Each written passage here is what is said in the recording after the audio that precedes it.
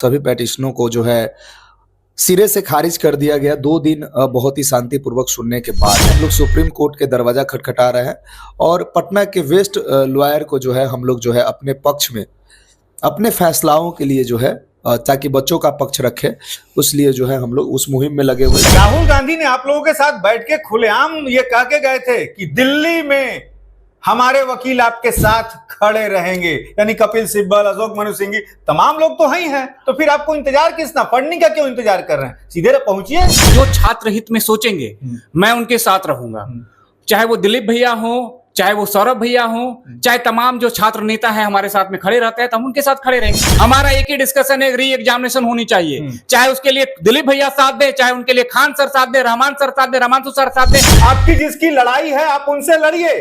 छात्रों के आंदोलन को यदि आप कहीं से भी उल्टा सीधा कहिएगा तो हम सारे छात्र आपको सड़क पर घेर लेंगे। आप हैं निष्कर्ष भारत के साथ और मैं हूं मनोज चतुर्वेदी। देखिए, हाई कोर्ट का, पटना उच्च न्यायालय का बीपीएससी का जो 17वीं री एग्जाम का मामला था वो कोर्ट ने कैंसिल कर दिया और करीब 1 हफ्ते बीत गए। अभी तक जो है बच्चे हों या बड़े बड़े जो गुरु बन रहे थे अपने को 30 मार खान, सब इंतजार कर रहे हैं कि हाई कोर्ट कैसे जाया जाए, पैसे की फंडिंग कौन करेगा, और इसी में मामला अटकता हुआ कहीं ना कहीं दिख रहा है। तो सुप्रीम कोर्ट किस तरीके से पहुंचेंगे? हमारे साथ 2 बीपीएससी के अभ्यर्थी हैं, अमन कुमार हैं और अनुज परासर हैं। पहले अमन से ही शुरू करते हैं। अमन, 1 हफ्ते बीत गए। 1 हफ्ते बीत गया तो हम लोग जो है लीगल, जितने भी लीगल चीज़ें हैं उस पर लगे हुए हैं। पटना हाई कोर्ट का जो जजमेंट रहा, पटना हाई कोर्ट में हमारी 6 पेटिशन थी और सभी पेटिशनों को जो है सिरे से खारिज कर दिया गया। 2 दिन बहुत ही शांतिपूर्वक सुनने के बाद ये तमाम मीडिया चैनलों के द्वारा सभी व्यक्तियों को पता होगा, जितने भी छात्र युवा साथी हम लोग को देखते हैं, शिक्षा सत्याग्रह को फॉलो करते हैं, उनको पता होगा कि इतना जो है गंभीरता से सुनने के बाद भी एक्टिंग चीफ जस्टिस आशुतोष जी ने सिरे से हमारे जितने भी पेटिशन थे उसको खारिज कर दिया गया।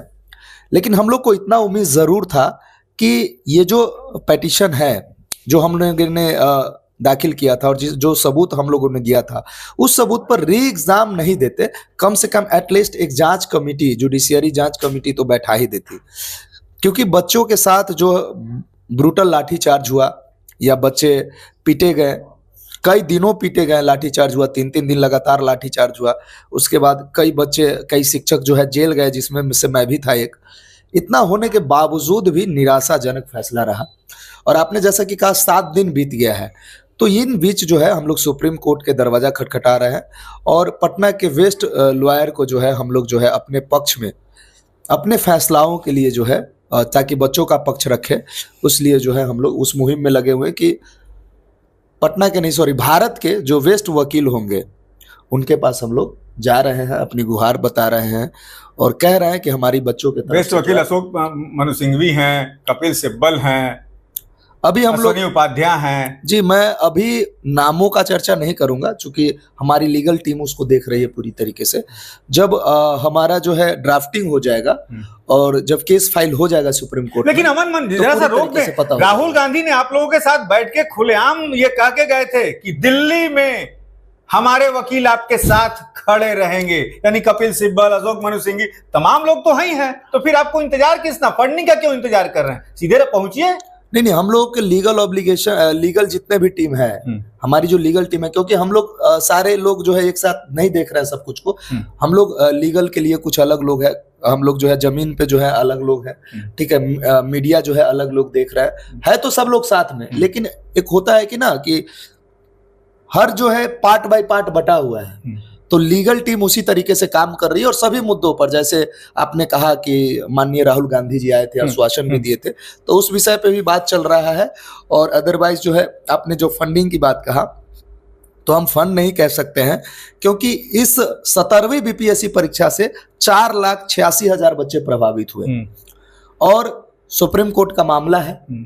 तो सुप्रीम कोर्ट में तो बिना, चूंकि पटना तो है नहीं कि पानी और बिस्किट खा करके केस लड़ लिया जाए या कुछ कर लिया जाए। दिल्ली है, वहाँ रहने के लिए भी आपको लॉजिस्टिक का जरूरत पड़ता है, जाने आने के लिए लॉजिस्टिक का जरूरत पड़ता है, और सभी छात्र हैं, कोई नौकरी पेशेवर वाले लोग नहीं है कि अपने पैसे पे उतने बड़े केस को लड़ सकते हैं। 10 दिन 20 दिन या 1 महीना रह करके सुप्रीम कोर्ट में लड़ाई को लड़ सकते हैं। तो कहीं ना कहीं हम किसी को ये नहीं कह रहे हैं कि आप हमें जो है करोड़ों रुपया दीजिए, ये वो।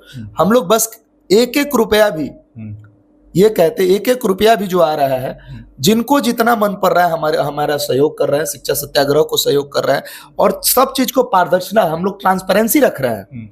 मैं आपको बता दूं, आपके चैनल पे जब आपने फंड्स की बात की है तो मैं क्लियर कर दूं कि हम लोग जो है एक एक चीजों को कौन कितना पैसा भेज रहा है, 1 रुपया भेज रहा है, 10 रुपया भेज रहा है, 50 रुपया भेज रहा है या 500 भेज रहा है, उन सभी चीजों को हम लोग डेली जारी करते हैं। हमारा जो ट्विटर हैंडल है और शिक्षा सत्याग्रह है, शिक्षा वॉरियर ग्रुप है, उसमें देखिए ये PDF है, ये सारे इसमें पेमेंट का जो है कौन कितना भेज रहा है, ये पूरा हम लोग जो है, ताकि ट्रांसपेरेंसी रहे, निष्पक्षता रहे, किसी को ये ना लगे कि पैसा कितना आया है, नहीं आया है, क्या किया जा रहा है। हम लोग एक एक चीज पर जो है सभी बच्चों को पॉइंट वाइज जवाब देने के लिए तैयार है।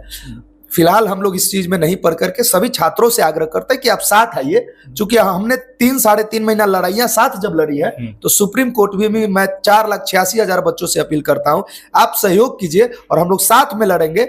और ये हमें पूरी तरीके से, मुझे विश्वास है कि सुप्रीम कोर्ट से बेहतर चीज फैसला आएगा। क्योंकि मैं एक चीज कहूंगा, हाल ही में एक जजमेंट आया है,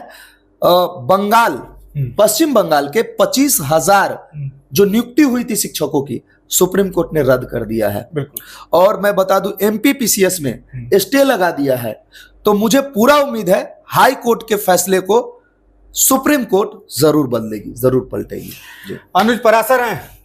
अनुज जी, सबसे बड़ी बात यह है कि जैसे ही ये मामला कोर्ट ने खारिज किया, एक नए नेता दिलीप कुमार की भी एंट्री हुई थी। तमाम उन्होंने छात्रों पे आरोप लगाए, इसके पहले भी आप लोगों ने बयान दिया।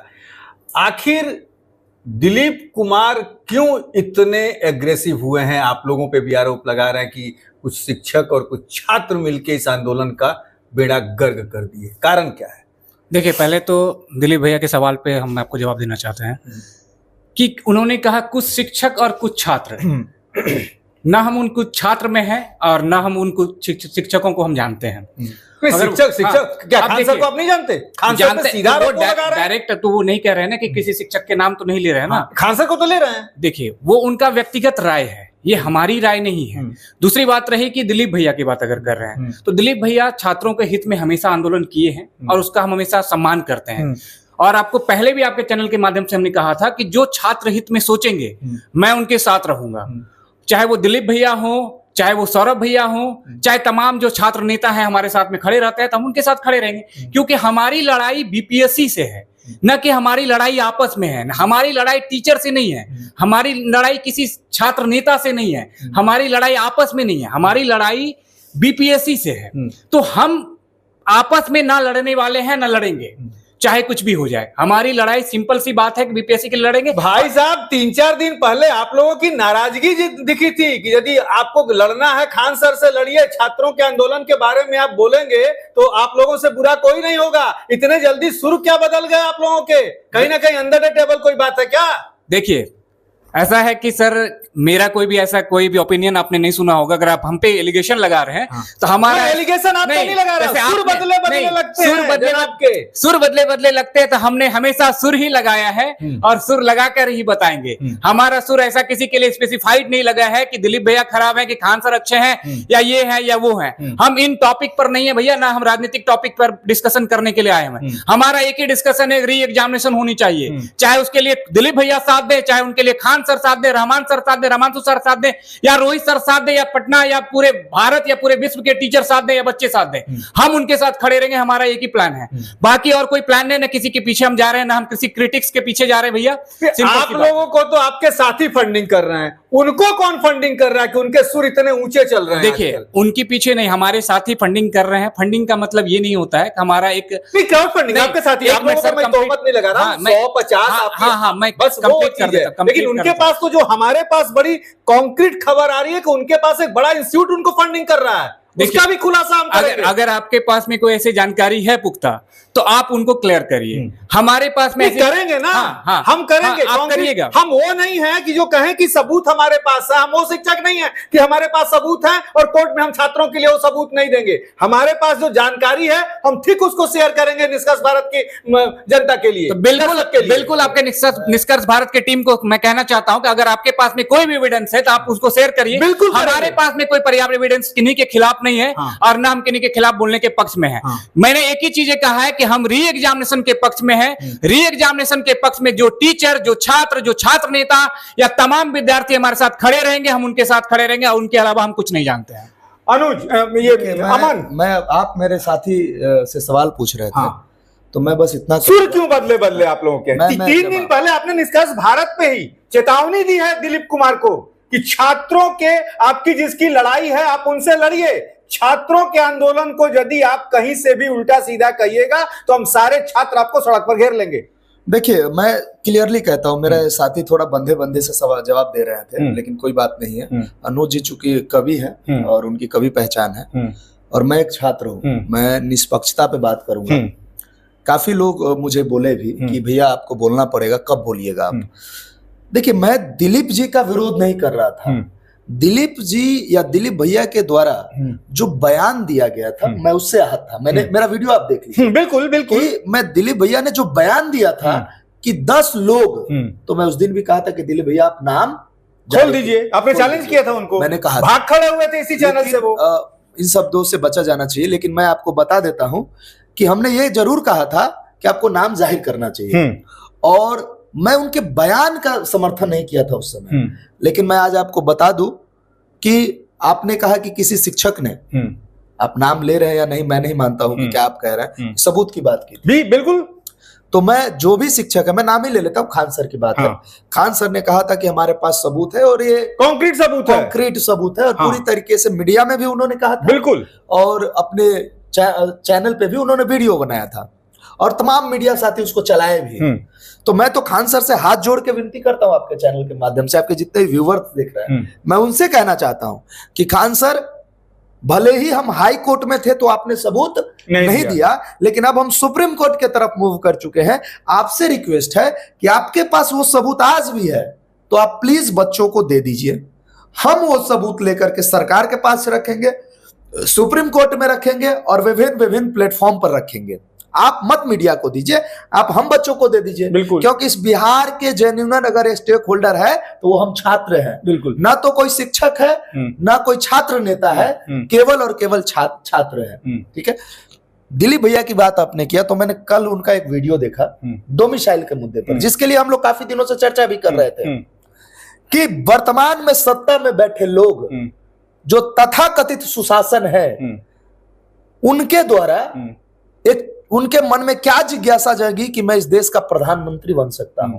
और प्रधानमंत्री के चाह में मेंबर ऑफ पार्लियामेंट के इलेक्शन जब सामने आई तो उन्होंने एकाएक बिहार के बच्चों का भविष्य बेच दिया। एक तरीके बिहार के बच्चों का नहीं, तमाम छात्र युवाओं का भविष्य बेच दिया। भविष्य बेच दिया, पूरी तरीके से ताक पर रख दिया। हमारे साथ, हमारे भविष्य के साथ कह सकते हैं कि खिलवाड़ किया गया। बिल्कुल। सिर्फ इस सपने के साथ कि उनको क्या बनना था, प्रधानमंत्री बनना था। और इसलिए उन्होंने एक बिना सोचे समझे डोमिसाइल पॉलिसी को ब्रेक किया। और यह बहुत बड़ी गद्दारी है बिहार के युवाओं के साथ, बिहार के छात्रों के साथ और तमाम लोगों के साथ। लेकिन मैं कहता हूं कि आज बिहार विधानसभा का चुनाव है सर, बिहार विधानसभा का चुनावी साल है और अक्टूबर चुनावी महीना होने जा रहा है। मैं सरकार में बैठे तमाम एनडीए के गठबंधन साथियों को कहना चाहता हूं, चाहे वो चिराग पासवान जी हो, चाहे जीतन राम मांझी जी हो, चाहे नीतीश जी हो, चाहे उपेंद्र कुशवाहा जी हो, मैं सभी को कहना चाहता हूं कि ये बिहार का युवा जाग चुका है साहब। डोमिसाइल तो हमारा हक है और बिहार के तमाम संसाधनों पर, नौकरियों पर अगर पहला हक है तो हम बिहारियों का है। और इस बात को दिलीप जी ने उठाया है और मैं उनका समर्थन, पुरजोर समर्थन करता हूं इस बात पे, क्योंकि मैं कह रहा हूं छात्रों के हित में कोई भी व्यक्ति, चाहे वो शिक्षक हो या कोई छात्र नेता हो, अगर वो रोड पर आएंगे तो अमन कुमार उनके साथ रोड पर रहेगा। व्यक्तिगत ना तो मेरा मतभेद किसी व्यक्ति से है, चाहे वो टीचर हो, आना ही कोई छात्र नेता हो। मैं समर्थन कर रहा हूं डोमिसाइल के मुद्दे पर, और मैं तमाम युवाओं से कहना चाहता हूं कि 8 तारीख को 11 बजे गांधी मैदान में गांधी प्रतिमा के नीचे डोमिसाइल के मुद्दे पर आंदोलन के आयाम को रखा जाएगा और आंदोलन पर चर्चा होगा दिलीप के नेतृत्व में। देखिए, हाँ, नेतृत्व दिलीप जी ने, मतलब आप लोग ने दिलीप का नेतृत्व स्वीकार कर लिया। देखिए, एक बात मैं आपको बता दूं, हाँ या ना? मैं दिलीप का नेतृत्व आप लोगों ने स्वीकार कर लिया। हाँ या जो व्यक्ति आंदोलन को बीच में छोड़ के गया था। मैं आपको बताता हूं। हाँ, क्यों सुर बदल गया अमन जी आपके भी? मेरे सुर नहीं बदले हैं। मैं आज भी उसी ठहाके के साथ बोल रहा हूं जिस दिन मेरा पहला 18 दिसंबर को देखिए, या जिस दिन मुझ पर लाठीचार्ज हुई, या जिस दिन मैं जेल से निकला, आज भी मेरे बोली में उतना ही खनक है। बोली में खनक है, लेकिन ये भी नहीं बदले। मैं बताता दिलीप को क्यों स्वीकार कर लिया आप लोगों ने? वो व्यक्ति 2 महीने नहीं था। मैं आपको कह रहा हूं ना, शिक्षा सत्याग्रह में वो नहीं थे।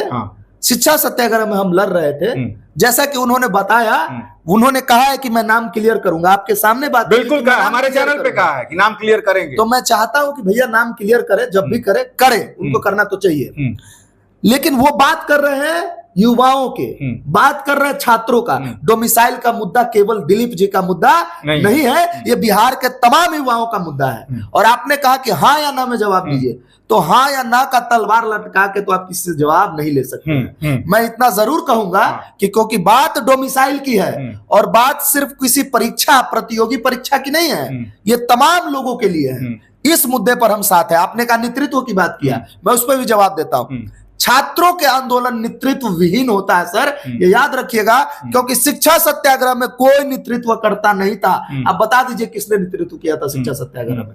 छात्रों का आंदोलन नेतृत्व विहीन होता है, लेकिन आयाम तैयार करने वाले काफी लोग। ठीक है, मैं मान गया कि वहां पे नेतृत्व विहीन था, लेकिन एक गार्जियन के रूप में एक ऐसा व्यक्ति वहां बैठा था जो आप सबको संगठित करके लेके चल रहा था। मैं मानता हूं रमांशु सर को, मैं मानता हूं वो गार्जियन के रूप में थे, और मैं कहता हूं वो पिलर थे, शिक्षा सत्याग्रह के पिलर थे। एक पिलर पे पूरा जो है साम्राज्य टिका होता है, पूरा महल टिका होता है, उसी प्रकार उनके बैठने से युवाओं को ताकत मिलती थी, साहस मिलती थी। और वही काम मैं कहता हूं कि जब डोमिसाइल का आंदोलन होगा तो दिलीप जी के रहने से मुझे लगता है कि आंदोलन सही दिशा में जाएगा और अच्छे से लोकतांत्रिक तरीके से, चाहे वो गर्दनी बाग हो चाहे जहां हो, लड़ा जाएगा और जोरदार तरीके से लड़ा जाएगा। और देखिए, जैसा कि आपने कहा कि ये गार्जियन के स्वरूप, तो दिलीप जी का पूर्व का बहुत अनुभव है आंदोलनों का। मैं मानता हूं मुझसे बहुत ज्यादा अनुभवी भी है उसमें, तो आयाम तैयार करने में युवाओं के लिए बहुत सहयोग मिलेगा। लेकिन अमन जी, सुर आपके क्यों बदले जनाब? आपने 4 दिन पहले कहा है कि जो आपने 7 साल में नहीं किया वो आंदोलन हमने 133 दिन में करके दिखा दिया। आपने क्या कहा था? मैं तो सुर क्यों बदले लगते हैं जनाब के? सुर बदले नहीं लग रहा है। मैं आपको इस पर बता देता हूं मनोज जी, मैं आपको बस इतना कहूंगा कि आप सुर बदलने की बात कर रहे हैं, तो मैंने ये शब्द किस परिप्रेक्ष्य में बोला था उस परिप्रेक्ष्य बिल्कुल बताना पड़ेगा। अपने छात्रों को भी बताइए और हमारे दर्शकों को भी बताइए।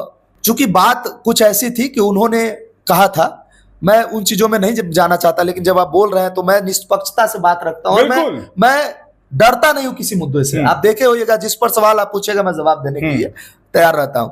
उन्होंने कहा था कि कुछ लड़के जो है, 10-12 लड़के जो है, इस आंदोलन को जो है किसी शिक्षक के हाथे या किसी नेता के हाथे बेच दिए। ठीक है, तो मेरी भावना उससे आहत हुई थी, और मैं मानता हूं दिलीप भैया को भी मैं कह रहा हूं, मैं मीडिया के माध्यम से कह रहा हूं कि मेरी भावना आहत हुई थी, क्योंकि साहब हम किसी के पास नहीं गए, हमारे पास ये सच्चाई है। ठीक है, तो जब आप ये बात बोल रहे हैं तो मैं आहत होता हूं। आपको मैं बता देता हूं, शिक्षा सत्याग्रह में बहुत लोग थे, लेकिन जितना मैं आज भी मेंटली रूप से डिस्टर्ब हूं शिक्षा सत्याग्रह को लेकर के, जितनी मेरी भावनाएं जुड़ी हुई है, लोग मुझे कहते हैं ये लड़का बार बार रो क्यों देता है, लेकिन जब कोई कहता है तो मुझे ठेस लगती है, क्योंकि मैं जिस परिवेश से आता हूं, जिस निम्न स्तर परिवार से आता हूं, उस परिवार में आंदोलनों का जगह नहीं है मनोज जी, सिर्फ जगह है एक बड़े बच्चे का कर्तव्य है कि पढ़े और अपने माँ बाप का सेवा करे। लेकिन आज मैं अपने माँ बाप को छोड़ चुका हूं, सिर्फ इसलिए क्योंकि अब मैं ये चाहता हूं, कोई मुझे इस बयान के बाद कहेगा ये नेता बन रहा है, लेकिन साहब अगर कोई नेता का बेटा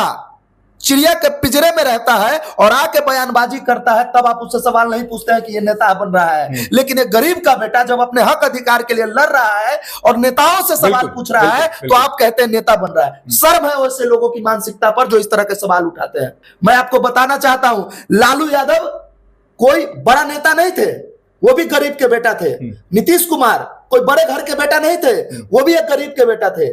जयप्रकाश नारायण ने उन दोनों को एक मौका दिया और उन दोनों साहबाज बिहार की राजनीति में अपनी प्रखर भूमिका रख रहे हैं, चाहे वो जिस प्रकार से रखे, चाहे उनकी काली सच हो या झूठी सच हो, अच्छी सच हो, मैं उस पर नहीं जाऊंगा। लेकिन मैं आपको रामविलास पासवान कोई बड़े परिवार के नेता नहीं थे, वो भी गरीब के बेटा थे। उस समय उनसे सवाल मुझे लगता है कि पूछा गया होगा कि ये नेता बन रहा है, लेकिन उस समय समझने वाले लोग थे, जो जानने वाले लोग थे, ये कहते थे ये बिहार के युवाओं के लिए लड़ रहा है, गरीबों के लिए लड़ रहा है। लेकिन आज उन्हीं नेता का बेटा क्या कर रहे हैं। रामविलास पासवान जी बहुत बड़े हैं, श्रद्धेय रामविलास पासवान जी को मैं प्रणाम करता हूँ, आदर और सम्मान करता हूँ। उन्होंने जो कर दिया उनके पुत्र कर देंगे क्या? चिराग पासवान कर देंगे? तो मैं ये कहता हूं कि नेताओं का बेटा भाषण दे तो उसे नेता कहने का आप हिम्मत नहीं कर सकते हैं, लेकिन गरीब का बेटा अपने हक अधिकार की बात करे, छात्र और युवाओं की बात करे, तो आप कहेंगे नेतागिरी कर रहा है। एक बात मेरे दिमाग में और आ गई, तमाम जो कमेंट आ रही है कि आंदोलन अभी खत्म नहीं हुआ है, गर्दनी बाग में भी आप लोग जुटते हैं, लेकिन अब देखा जा रहा है कि आपके पीछे एक लॉबी है, अनुज के पीछे एक लॉबी है, कोई दूसरे एक छात्र हैं उनके, कि भाई हमसे बहुत से लोगों ने, मैं नाम किसी का नहीं लूंगा, भाई अमन को प्रमोट किया जाए। भाई अमन को प्रमोट क्यों करना है? अमन जेन्युइन लड़ाई लड़ रहे हैं, अमन को अपना चेहरा चमकाने की जरूरत नहीं है, अमन कोई चुनाव लड़ने वाले नहीं है, तो ये लॉबी करके क्या फिर से किसी इस आंदोलन को अच्छे पदों पे बैठे लोग डिस्टर्ब, मेरे पास रिकॉर्ड भी है, अच्छे पदों पे बैठे लोग डिस्टर्ब करना चाहते हैं कि लॉबी में बांट दें लोगों को। मैं इस बारे में नहीं जानता कि आपके पास किसने फोन किया, किसने कॉल किया, और मैं उस व्यक्ति से संबंध भी नहीं रखता हूं, ठीक है। मुझे लगता है जहां तक कि मैंने आज तक किसी व्यक्ति को नहीं कहा कि मुझे आगे बढ़ाइए। मैं कैमरा ऑन कैमरा कह रहा हूँ, री एग्जाम की बात आपने हमेशा मैं सिर्फ कहता हूँ कि री एग्जाम, मैं री एग्जाम के साथ हूँ, और जो व्यक्ति मुझे आगे बढ़ाना चाहता है मैं उनसे कहता हूं आप री एग्जाम करवा दीजिए साथी, हम आगे बढ़ जाएंगे। आप री एग्जाम करवा दीजिए, वादा करता हूं कि कुछ अच्छा बन के दिखाऊंगा। बिल्कुल, हमें री एग्जाम चाहिए, हम पढ़ नहीं पा रहे हैं। अभी भी आप जो 10-15 छात्र जो, और 1 मिनट और मैं जवाब देना चाहूंगा। आपने कहा एक लॉबी बनी हुई है, कुछ इसके पीछे तो ऐसा कुछ नहीं है, हम सभी एक हैं। जितने भी तमाम सत्याग्रही हैं, चाहे वो दिल्ली में बैठे हो या पटना में बैठे हो या बिहार के किसी भी राज्यों में बैठे हो, मैं आपको बता देता हूं, मुझे लड़कियों के फोन आते हैं, मैम्स के फोन आते हैं, भाइयों के फोन आते हैं, बहनों के फोन आते हैं। वो लोग सिर्फ पूछते हैं भैया आपको क्या लग रहा है, हम लोग बहुत डिस्टर्ब हैं। आपको मैं बता देता हूं, दिन भर में 100 कॉल्स आते हैं। ये कॉल ऐसे नहीं करते, उन्हें हमसे कुछ उम्मीदें हैं कि भैया ने लड़ाई लड़ी है, लोगों ने लड़ाई लड़ी है, और मुझे नहीं लगता सिर्फ एक कॉल मेरे पास होता। अमन, किस मिट्टी के आप जो ये 15-20 छात्र थे, इसमें अनुज भी हैं और भी कुछ लड़के अपने अपने कामों से अपने शहर में हैं, क्षेत्र में हैं, किस मिट्टी के आप लोग बने हैं कि अभी भी विश्वास है आप लोगों को कि हम जीतेंगे? 15-20 नहीं साहब, सबसे पहली बात, हम 15-20 नहीं है। नहीं, 15 मिनट बैठने, मैं ये नहीं कर रहा हूं। आप 4,85,000 से ज्यादा हैं जी। जो बैठने वाले होल टाइमर और लोगों की आवाज नहीं आती है, पटना तक नहीं पहुंचती है, बच्चे अपने अपनी तैयारी में अपने अपने घरों में होंगे। बिल्कुल। लेकिन ये जो आप लोग 20, 25, 50 का ये जो कुनबा, किस मिट्टी के आप लोग बने साहब की अभी भी विश्वास है आप लोग? साहब, मैं थोड़ा सा टाइम लूंगा आपका 2 मिनट का। मैं आपको परिप्रेक्ष्य में बता देता हूं पूरी तरीके से कि जब हम पहली बार गर्दनी बाग में बैठे तो हमें लगा 1 से 2 दिन में ये मामला सिमट जाएगा और हम लोगों को हमारा हक मिल जाएगा और हम पुनः अपने पढ़ाई की दुनिया में लौट जाएंगे। लेकिन 1 से 2 दिन से 5 दिन हुआ, 10 दिन हुआ, 15 दिन हुआ। जब 25 तारीख को, 24 तारीख के दिन एक लड़का आत्महत्या करता है, सोनू कुमार, उस दिन हम रोते हैं। जो लड़का हमारे बगल में आके बैठता था और वो आत्महत्या कर लेता है, उस दिन हम रोते हैं। उसकी 4 बहनें हैं, 4 या 3 बहनें हैं, अकेला भाई था सर, लेकिन वो हार गया इस व्यवस्था से, मुंबई में। हाँ जी, हार गया व्यवस्था से और लड़ नहीं सका। तब जाकर के दुखी होता है मन की क्यों। मैं आपको एक और बात बताता हूं कि जब बीपीएससी ऑफिस के पास हमारे शिक्षक रोहित जी, जो हमारे आंदोलन को बहुत अच्छे से पुरजोर तरीके से लोगों के बीच पहुंचाया, हाथ जोड़ करके बीपीएससी ऑफिस पहुंचते हैं। सत्यम भाई, जो सत्याग्रही थे, 12 दिन तक अमर अनशन पे बैठे थे, वो पहुंचते हैं हाथ जोड़ करके, सिर्फ आग्रह करते हुए कि साहब हमारा एक भाई आत्महत्या कर लिया है, प्लीज हमारी बातों को सुनिए। उन्हें लाठी से मारा जाता है। यही सचिवालय थाना के संजीव जी लात घूसों से मारते हैं और सत्यम भाई को कहते, सत्यम भाई बोलते हैं कि मैं 12 दिन से भूखा हूं, अमर अनशन पे हूं, मेरे साथ तो इस तरह बर्बरता नहीं करिए। तो उनका शब्द था कि तू 12 दिन से नहीं खाया है ना, तो अब लात खा, ऐसे शब्द प्रशासन के थे। तब हिम्मत बढ़ती है कि नहीं, इन जुल्म ढाने वाले लोगों से लड़ना है।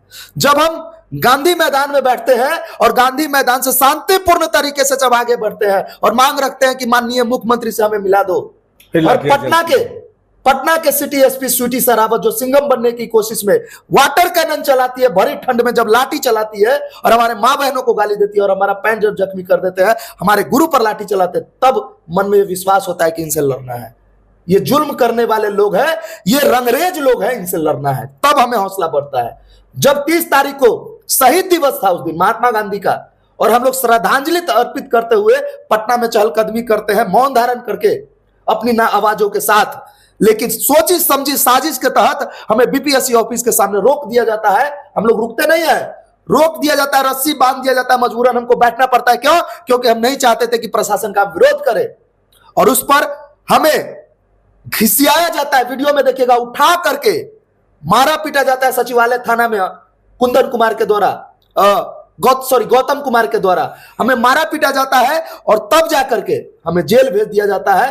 तब हौसला मिलता है कि नहीं, इन जुल्मकारियों से लड़ना चाहिए। और इसीलिए अगर ये हमें चुपके से एक बार माननीय मुख्यमंत्री से मिला देते, हम इतने कठोर नहीं बनते या हम इतने साहसी नहीं बनते। लेकिन आज जितना जितना इन्होंने जुल्म किया है, इनका जुल्म ने हमें मजबूत बनाया है, और हम इतने मजबूत हो चुके हैं कि भारत के प्रधानमंत्री नरेंद्र मोदी, या चाहे गृह मंत्री अमित शाह हो, चाहे इस बिहार के मुख्यमंत्री माननीय नीतीश कुमार हो, या सम्राट चौधरी हो, या विजय सिन्हा हो, तमाम जो गठबंधन में जो अभी सरकार में नेता है, उनके आंख में आंख डाल के सवाल पूछने की इतनी हमारी हिम्मत हो गई है, क्योंकि अब इनके लाठियों से, इनके जेल भेजे जाने से तो डरता नहीं है कोई सत्याग्रह। जैसा अनुज से सवाल है, अनुज कवि मन क्या कहता है? अब कवि मन तो सबसे पहले, जैसे कि मेरे साथी ने बताया कि हमारा एक ही मुद्दा है री एग्जामिनेशन का, और हमारा मुद्दा री एग्जामिनेशन का ही रहेगा, जैसे साथी ने बताया। और हम उस पूरे पिक्चर में चले गए थे कि जो ये वाला आंदोलन जो हुआ था, शिक्षा सत्याग्रह जो हुआ था,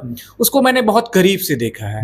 मैंने वो आमरण अनशन का टाइम भी देखा है कि हमें लगता था, डर लगता था, क्योंकि मैंने लाइफ में कभी इस तरह का आंदोलन तो मैंने पहले भी किया था, कॉलेज टाइम में मैंने आंदोलन कर रखा है और हमारी जीत हुई थी।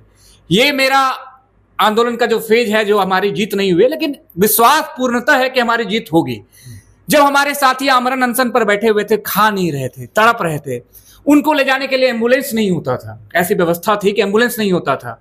जिस हॉस्पिटल में ले जाया जाता था, वहां पे भर्ती कराने के बाद भी उनकी इलाज अच्छे से नहीं होती थी। बच्चे तड़पते थे, भूखे रहते थे, परेशान रहते थे, और हम लोग लगातार जो आंदोलन करते जा रहे थे। दूसरी चीजें आपने कहा दिलीप कुमार जी के बारे में, तो एक चीजें आपको क्लियर कर देता हूं कि दिलीप जी हमारे साथ में, हम जिस आंदोलन को मैंने जितने करीब से देखा है, मैंने शुरुआत से आंदोलन को करीब से देखा है और आज तक आंदोलनरत हूं, आज तक सत्याग्रह से जुड़ा हुआ हूं। मैंने तमाम लोगों को, तमाम टीचरों को भी देखा है, तमाम छात्र नेता को भी देखा है। तो दिलीप जी हमारे साथ में मौजूद थे, उनके सामने भी मैंने बहुत सारी कविताएं पढ़ा था। कुछ न कुछ तो हुआ होगा, जो कि कहते हैं ना, ऑफ कैमरा भी कुछ चीजें होती है, कुछ तो हुआ होगा सर, तभी तो वो बाहर हुए होंगे। तो खैर, वो चीजों पे दिलीप भैया ही अपने क्लियर कर रहे होंगे, अपने हिसाब से बता रहे होंगे कि क्या चीजें हुई है, क्या चीजें नहीं हुई, क्योंकि जो हमारे संज्ञान में होगा वो चीजें हम क्लियर करेंगे। दूसरी चीजें हैं कि उनके वो उन आंदोलनों को हमने देखा है पहले भी, 64, 67, दरोगा, बीपीएससी एंड ऑल एग्जामिनेशन को लेकर जिस प्रकार से उन्होंने आंदोलन किया है इसी पटना की धरती पर, बाहर की बात नहीं कर रहा हूं, हमने हर चीजों को करीब से देखा है। हम लोग ने देखा है कि उनका संघर्ष देखा है, तो किन्हीं का भी संघर्ष हम जायज नहीं जाना चाहते हैं। चाहे देखिए, त्रुटियां हर किसी में होती है, त्रुटियां अमन में भी होगी, त्रुटियां अनुज में भी होगी, या त्रुटियां आपके अंदर भी सर आपको दिखता होगा कहीं ना कहीं होती है, लेकिन देखा जाता है कि अच्छाई कितना है। अगर इतना बड़ा खराब है, अगर इतना मतलब इतना बड़ा है और थोड़ा सा खराब है, तो थोड़ा सा के लिए आप हर किसी को पूरा खराब मत कह सकते हैं। कहते हैं ना, घर पे भी कहते हैं कि चाय पिलाया 10 दिन, एक दिन नहीं पिलाया तो शिकायतें होती है। हम वैसे में से नहीं है, जिन्होंने जो चीज किया है उनके साथ हम खड़े हैं और खड़े रहेंगे। अगर मेरे भाई ने कहा कि वो आज डोमिसाइल के मुद्दे को लेकर खड़े हैं, तो क्यों नहीं, अगर बिहार के छात्रों पर अगर बात की जाती है, बिहार के छात्राओं के भावनाओं से जो खेल रहे हैं उनके खिलाफ अगर लड़ा जाता है, तो क्यों नहीं उनमें छात्र उनके साथ देंगे। जो बिहार के छात्राओं के साथ या छात्रों के साथ जो हो रहे हैं पीड़ाएं, उनके साथ जो खड़े रहेंगे, चाहे वो नेता हो या विपक्ष हो या पक्ष हो, उनके साथ छात्र को खड़ा होना चाहिए। आपके घर में अगर एक छोटी सी शादी होती है साहब, तो पड़ोस वाले जो जिनसे आपकी लड़ाई भी होती है ना, वो सब कुछ भूल कर आते हैं कि इनकी बेटी की शादी है, अपनी बेटी मानकर। तो यहां तो हमारे जीवन की सवाल की बात हो रही है, हमारा जीवन को बेचा जा रहा है, हमारे संघर्ष को बेचा जा रहा है, बिहार के माटी को बेचा जा रहा है। वो लाल थे बिहार के जो कि हम लोग पढ़ते हैं किताबों में, हम लोग इतिहास में पढ़ते हैं, उन इतिहास को पढ़कर हम लोगों ने पढ़ा है, सींचा है, जो हमारे अंदर डीएनए में भरा है, और कहीं ना कहीं यही भावनाएं हैं हमारे अंदर में। दर्शक हमारे एक आपकी कविता सुनना चाहते हैं। दर्शकों की कविता है कि हम उन लोगों से कहना चाहते हैं कि जो सरकार हमारे साथ कर रही है, उनके लिए लिखा है, भैया हो जाओ मिलके तैयार रे, भैया हो जाओ मिलके तैयार रे, राह देखे बिहार रे। अब तो जन जन कहे, अब तो जन जन कहे, साथ युवा बूढ़े करते एक ही पुकार रे, भैया हो जाओ मिलके तैयार रे, राह देखे बिहार रे। और क्या होगा? समृद्ध होगा भैया अपना समाज जी, आएगा भैया अब जनता का राज जी, जनता का राज जी। अब पटना से है, अब पटना से, अब आरा से, अब 38 जिला से, अब पटना से भरो हुंकार रे, राह देखे बिहार रे, राह देखे बिहार रे। और देखिए एक चीज और हमने लिखा था कि इन तमाम चीजों के पीछे भी जो है, अगर हमारी इन केस जीत नहीं होती है, लेकिन हमें नहीं लगता कि हमारी जीत नहीं होगी, क्योंकि सुप्रीम कोर्ट जो होता है, सुप्रीम जो होता है ना वर्ड, बहुत बड़ा होता है, और सुप्रीम के पास जब हम पहुंच गए हैं तो निसंदेह हमारी जीत होगी। तो हमने लिखा था, लेकिन इन बीचों में किनको खुशी मिल रही, उनके लिए लिखा था, सेटर को खुशी मिला, तो उसी के लिए लिखा था, जब से पेपर का चिट्ठा खुला कि सेटर भैया खुश हो गया, जब से पेपर का चिट्ठा खुला कि सेटर भैया खुश हो गया, हमने उठाई यही आवाज को, सेटिंग करेगी बिहार को बर्बाद हो, कैसे चलाएगा सेटर समाज को। चचा ने हमको कुटवा दिया कि सेटर भैया खुश हो गया, चचा ने हमको नहला दिया कि सेटर भैया खुश हो गया। हम पढ़ते हैं दिन और रात रे, मेरी है बस एक ही जज्बात रे, हमें चाहिए बस री एग्जाम रे, फिर एग्जाम रे। क्यों क्यों क्यों? क्योंकि पेपर का चिट्ठा खुला कि सेटर भैया खुश हो गया, क्योंकि पेपर का चिट्ठा खुला कि सेटर भैया खुश हो गया। अमन, चलते चलते री एग्जाम किस मिट्टी के आप लोग बने हुए हैं, अब ये मीडिया ने भी देख लिया कि भैया ये वो मिट्टी के बने हुए हैं कि पीछे नहीं हटेंगे। नर्मदा आंदोलन का एक इतिहास रहा है, लेकिन उस आंदोलन से भी ज्यादा दिन आप लोगों ने आंदोलन कर दिया। कर नहीं दिया, अभी भी जारी है हमारा। हाँ भाई, जारी है, अभी भी जारी है। तो अब यदि आपको संदेश देना हो 4.5 लाख से ज्यादा बीपीएससी के अभ्यर्थियों को जो इंतजार में हैं कि अमन कब दिल्ली पहुंचेंगे, कब फाइल खुलेगी और कब सर्वोच्च न्यायालय की तरफ से सिर्फ एक छोटा सा आदेश आएगा, री एग्जाम 17th इन बिहार। देखिए, चूंकि आपने कहा कि क्या संदेश देना चाहते हैं, तो संदेश यही है तमाम भाइयों को, क्योंकि तमाम गांव में बैठे लोग, अमन जो विद्यार्थी हैं, वो आप ही लोगों की तरफ, क्योंकि आप लोगों ने नेतृत्व किया। नेतृत्व का मतलब आपने जैसे कहा कि नेतृत्व करता कोई नहीं था, सभी नेतृत्व करता थे, लेकिन आप लोगों ने जो 15, 20, 25, 50 लोग थे, छात्र थे, उन्होंने एक दिशा तय की इसको आगे बढ़ने के लिए, और इसमें कहीं कोई दो राय नहीं है। मीडिया चैनल पे एक पत्रकार के नाते मैं इस बात को स्वीकार करता हूं कि आप लोगों ने दिशा दी, और जब दिशा दी, संगठन दिखा, तभी आंदोलन इतना दिन चला। तो क्या संदेश कि इंतजार कीजिए, हम जीतेंगे।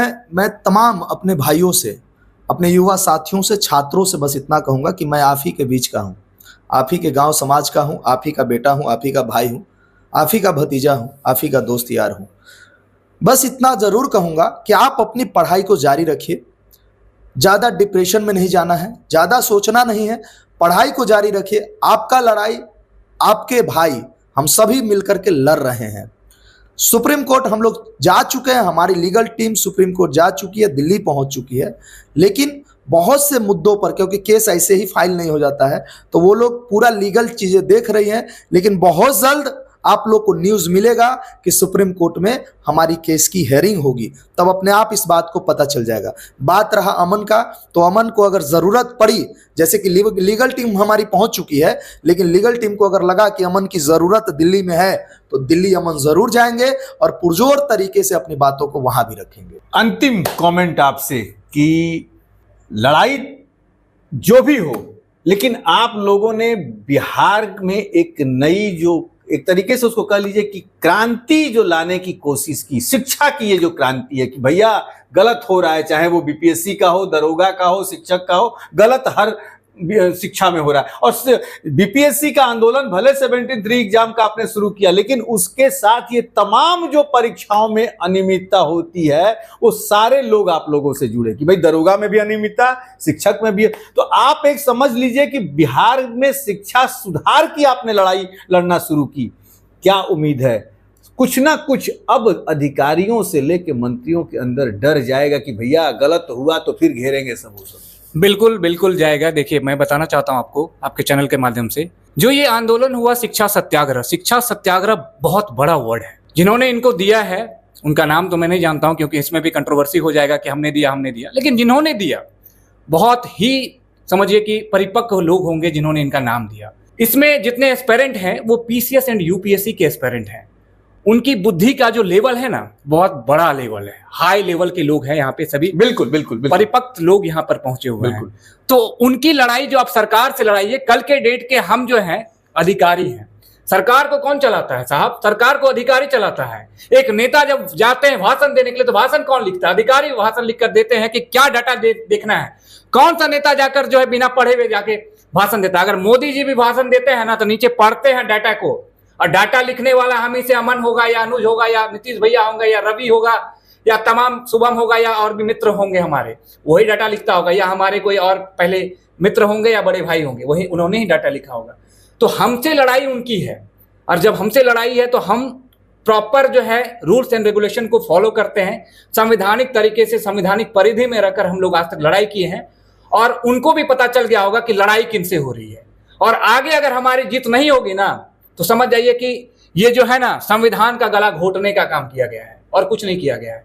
और संविधान का गला इतना जरा आसान नहीं है गला घोटना, क्योंकि संविधान जो है ना बनाए थे बहुत लोग मिलकर, और उसमें भीमराव अंबेडकर भी थे। और भीमराव अंबेडकर ने देखा था उस समय की क्या स्थिति थी, किस प्रकार से वंचित और जो पिछड़े लोग को दबाया जाता था, किस प्रकार से तमाम तरह की चीजें होती थी। तो उन चीजों को बनाया गया इस हिसाब से कि किसी भी लोगों को आगे, जो अगड़े पिछड़े वंचित जो हमेशा से भटके हुए हैं, गरीब बेरोजगार, हर लोगों के लिए लिखा गया है। और हमें भी न्याय मिलेगा, हम उसी परिधि पर चल रहे हैं। वक्त लगेगा, पढ़ते रहेंगे, लड़ते रहेंगे, लेकिन छोड़ेंगे नहीं जब तक तोड़ेंगे नहीं। बस यही कहना चाहते हैं। मुझे शांत देख कर मेरे किनारे घर बनाने की कोशिश मत करना, मैं वो लहर हूं जो लौट कर बार बार आऊंगा। तो ये बीपीएससी के छात्र जो अभ्यर्थी हैं, इन्हें कमजोर समझने की जो भूल कुछ लोग करते हैं वो ना करें, क्योंकि ये वो लहर हैं, इनके पास वकालत के भी दिमाग हैं, इनके पास अधिकारी के भी दिमाग हैं, इनमें सॉफ्टवेयर इंजीनियर भी हैं।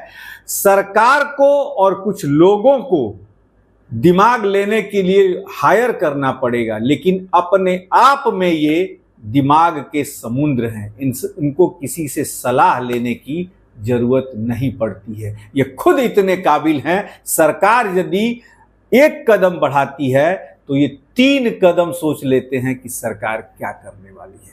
चुनाव नजदीक आ रहे हैं और मैं बार बार कह रहा हूं कि कहीं ना कहीं खतरे की घंटी जो है वो बज चुकी है या बजा दी है इन छात्रों ने। अब देखना यह है कि क्या सरकार सुप्रीम कोर्ट भी जब जाएगी, जब ये जाएंगे तो सरकार भी अपना पक्ष रखने जाएगी, और सरकार वहां थोड़ा नरम पड़ के इन विद्यार्थियों के स्नेह को फिर से पाने की कोशिश करती है या नहीं, थोड़ा इंतजार हम भी कर लें। हमेशा अमन और अनुज और तमाम बीपीएससी के वो छात्र से हम मिलते रहेंगे, बातें करते रहेंगे कि क्या कुछ होने वाला है। और वो 4.5 लाख से ज्यादा जो अभ्यर्थी हैं उनके पास बीपीएससी की पल पल की खबर निष्कर्ष भारत पहुंचाते रहेगा। हमें दीजिए इजाजत, नमस्कार।